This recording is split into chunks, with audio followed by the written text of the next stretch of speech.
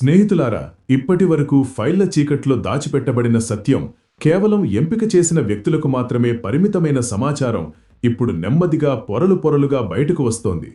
గత 72 గంటల్లో భారతదేశం యొక్క తూర్పు ఫ్రంట్పై కొన్ని కదలికలు జరిగాయి. వాటి గురించి సాధారణ ప్రజలకు కూడా తెలియనివ్వలేదు. కానీ వాటి సంఖ్యలు, లొకేషన్లు మరియు టైమింగ్ మూడు చాలా ముఖ్యమైనవి. భారత్ మరియు బంగ్లాదేశ్ సంబంధాలు ఇప్పుడంత నాజుకైన మలుపు వద్దకు చేరుకున్నాయి. అక్కడ నుంచి ముందుకు కేవలం ఉద్రిక్తతలు మరియు దూరాలు పెరుగుతూ కనిపిస్తున్నాయి. బంగ్లాదేశ్లో భారతీయ దౌత్యవేత్త కార్యాలయం బయట నుంచి వస్తున్న చిత్రాలు కేవలం ఆశ్చర్యపరిచేవి మాత్రమే కాదు, తీవ్రమైన ఆందోళన కలిగించేవి.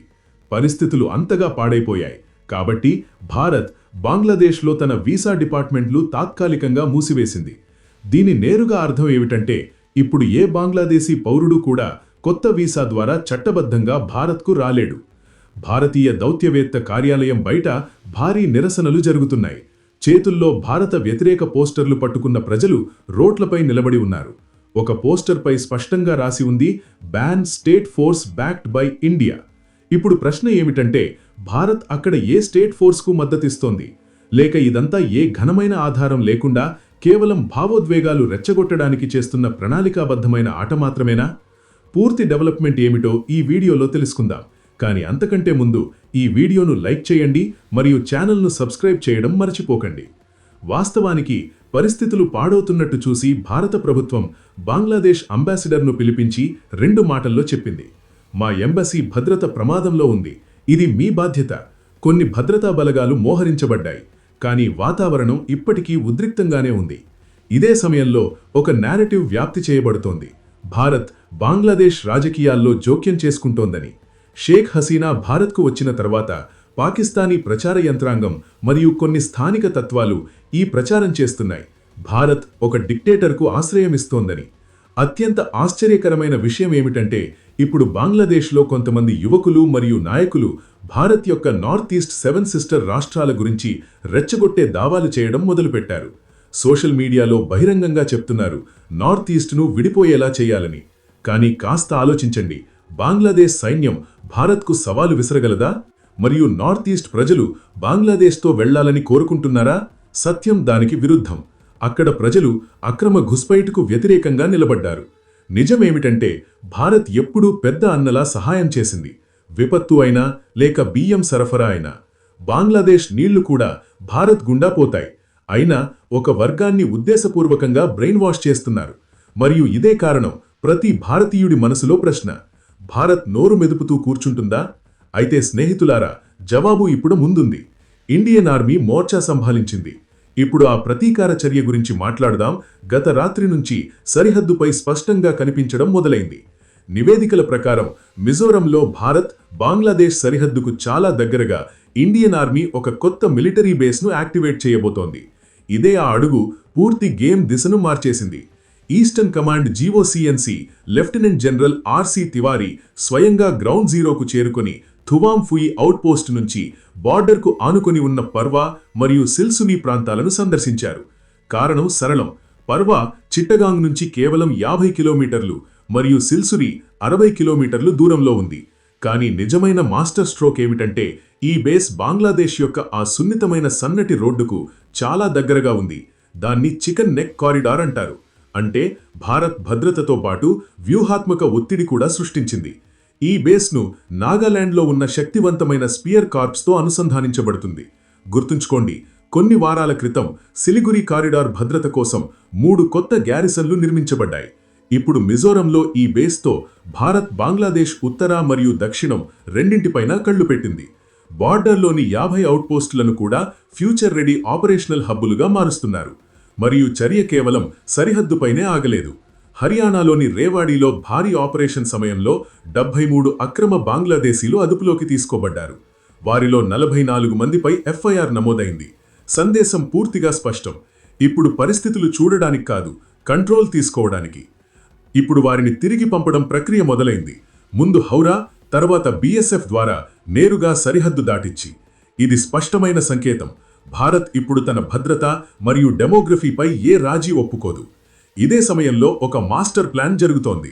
మొహమ్మద్ యూనుస్ యొక్క తాత్కాలిక ప్రభుత్వానికి అమెరికా నుంచి బహిరంగ మద్దతు లభిస్తోంది. అమెరికన్ థింక్ ట్యాంకులు నివేదికలు విడుదల చేస్తున్నాయి. 70% ప్రజలు యూనుస్తో సంతోషంగా ఉన్నారని. ఆశ్చర్యకరమైన విషయం ఏమిటంటే ఎన్నికల ముందు హిందువుల కోసం గొంతెత్తిన డొనాల్డ్ ట్రంప్ ఇప్పుడు పూర్తిగా మౌనంగా ఉన్నారు. నిజమేమిటంటే బంగ్లాదేశ్ వేగంగా చైనా, పాకిస్తాన్ గ్రూపింగ్ వైపు వెళుతోందని కనిపిస్తోంది. ప్రభుత్వాలు తమ ఆర్థిక వ్యవస్థను నిర్వహించలేకపోతే తరచుగా బయటి శత్రువును సృష్టించి ప్రజల దృష్టిని మళ్లిస్తారు. మరియు ప్రస్తుతం అదే జరుగుతోంది. కానీ భారత్ భావోద్వేగాలతో కాకుండా చర్యతో జవాబిచ్చింది. ఒకవైపు మిజోరంలో సైన్యం మోహరింపు, మరోవైపు దేశం లోపల అక్రమ వలసదారులపై కఠిన చర్య. సందేశం పూర్తిగా స్పష్టం. ఇప్పుడు ప్రశ్న ఏమిటంటే భారత్ ఇప్పటికీ బంగ్లాదేశ్ను స్నేహితుడిగా భావిస్తోందా? కాగితాలపై ఇప్పటికీ బ్రదర్లీ రిలేషన్స్ భాష ఉంది. కానీ జియోపాలిటిక్స్లో మాటలు కాదు, నేలపై సత్యం ముఖ్యం. మరియు సత్యం ఏమిటంటే బంగ్లాదేశ్ ఇప్పుడు ఏ స్నేహితుడు కాదు. ఇదే ఆలోచనతో భారత్ తన మాస్టర్ ప్లాన్ను ముందుకు తీసుకెళ్లింది. ముందు సిలిగురి కారిడార్ భద్రత కోసం 3 మిలిటరీ ఠికాణాలు మరియు ఇప్పుడు మిజోరంలో 4వ బేస్. ఇది కేవలం డిఫెన్స్ కాదు, ఘేరాబందీ పూర్తి చేయడానికి సంకేతం. త్రిపుర నుంచి ముందే వేగవంతమైన డిప్లాయ్మెంట్ సాధ్యం. మరియు మిజోరంలో ఒత్తిడి జత అయితే ఇది పిన్సర్ మూవ్మెంట్ అవుతుంది. అంటే 2 వైపుల నుంచి కత్తెరలా ఒత్తిడి. నదులు అని సాకు చెప్పేవారు బహుశా 1971 మర్చిపోయారు. తేడా కేవలం ఇదే. ఈరోజు భారత్ గతం కంటే చాలా బలంగా ఉంది. ఇప్పుడు ఆ శక్తి గురించి మాట్లాడదాం.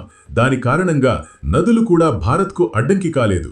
మన వద్ద 2400కు పైగా BMP-2 సారథ్ యాంఫీబియన్ యూనిట్లు ఉన్నాయి. అవి భూమి మరియు నీటి రెండింటిపైన అంతే ఘాతకం. 2023 అప్గ్రేడ్ తర్వాత నదీ ఆధారిత యుద్ధం ఇప్పుడు భారత్కు ఏ పెద్ద సవాలు కాదు. వాస్తవానికి భారత్ యొక్క సెక్యూరిటీ డాక్ట్రిన్ మారిపోయింది. బంగ్లాదేశ్, చైనా మరియు పాకిస్తాన్తో డిఫెన్స్ సంబంధాలు పెంచుకొని ఎయిర్ బేస్లను పునరుద్ధరించినట్టు అది భారత్ను పూర్తిగా అలర్ట్ చేసింది. ఇప్పుడు బంగ్లాదేశ్ ఒక స్నేహితపూర్వక నగురి బరువు కాదు, కానీ ఒక సంభావ్య బెదిరింపు కారకం అవుతోంది. నివేదికలు హెచ్చరిస్తున్నాయి, అక్కడ కట్టరపంథా శక్తులు లేక జమాత్ లాంటి ప్రభుత్వం వచ్చినట్టయితే cross border terrorism, narco trafficking మరియు నకిలీ నోట్ల బెదిరింపు చాలా రెట్లు పెరగవచ్చు. ఇదే కారణం భారత్ యొక్క కొత్త విజన్ పూర్తిగా స్పష్టం. దాడి జరిగితే జవాబు కేవలం బార్డర్ వరకే పరిమితం కాదు, కానీ నేరుగా మూలం వద్ద ఉంటుంది. కానీ ప్రశ్న ఇదే, ఇంత సాధ్యమైతే భారత్ ఇప్పటి వరకు ఆగి ఉందెందుకు? కారణం స్పష్టం. అంతర్జాతీయ ప్రెషర్, UN చార్టర్, సంభావ్య ఆర్థిక ఆంక్షలు మరియు డిప్లొమాటిక్ ఐసోలేషన్. మరో పెద్ద సవాలు అక్కడి డెమోగ్రఫీ, దట్టమైన జనాభా మరియు కట్టరపంథ ప్రభావం. దాన్ని నిర్వహించడం నేల స్థాయిలో చాలా సున్నితం. భారత్ చరిత్ర కూడా సాక్ష్యమిస్తోంది. మనం ఎప్పుడూ భూమి ఆక్రమించే విధానం అనుసరించలేదు. 1971లో విజయం తర్వాత కూడా పూర్తి భూభాగాన్ని తిరిగిచ్చేశాం. అందుకే భారత్ యుద్ధం కోరదు, కానీ మోసానికి కూడా సిద్ధంగా లేదు. ఇదే కారణం నార్త్ ఈస్ట్ను 4 వైపులా అభేద్యంగా చేస్తున్నారు. మరియు భవిష్యత్తులో బంగ్లాదేశ్ స్వయంగా చైనా లేక పాకిస్తాన్ చేతుల్లో మారిపోతే భారత్ కఠిన నిర్ణయాలు తీసుకోవలసి వస్తుంది. ఇప్పుడు మీ నుంచి ప్రశ్న, మిజోరంలో కొత్త మిలిటరీ బేస్ సమయం డిమాండా? మీ అభిప్రాయాన్ని కమెంట్లో తప్పక చెప్పండి. వీడియో నచ్చినట్టయితే లైక్ చేయండి మరియు ఛానల్ను సబ్స్క్రైబ్ చేయడం మర్చిపోకండి.